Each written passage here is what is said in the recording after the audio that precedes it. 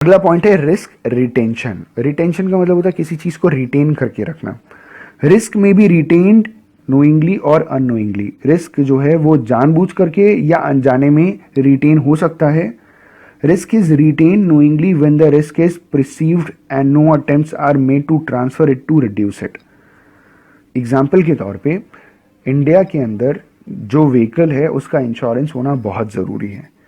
Third party insurance, कम से come third party insurance होना बहुत ज़रूरी है। अगर आपकी व्हीकल का इंश्योरेंस नहीं है तो इसे हम कहते हैं रिस्क रिटेंशन।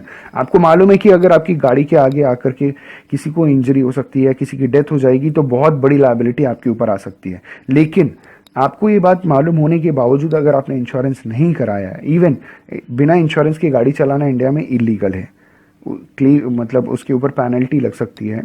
तो रिस्क रिटेंशन का मतलब कि हम जानबूझ करके या अनजाने में कोई ऐसा काम कर रहे हैं जिससे लॉस हो सकता है। When the risk is not perceived at all then it is retained unknowingly.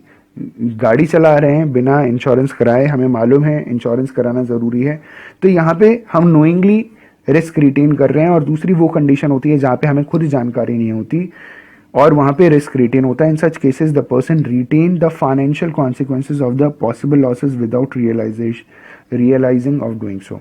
तो यहाँ पे उस आदमी को बेयर करना पड़ता है क्योंकि उसे रियलाइज नहीं होता कि वो किस तरीके के रिस्क को रिटेन करके चल रहा है, क्योंकि वो आइडेंटिफाई नहीं कर पाता।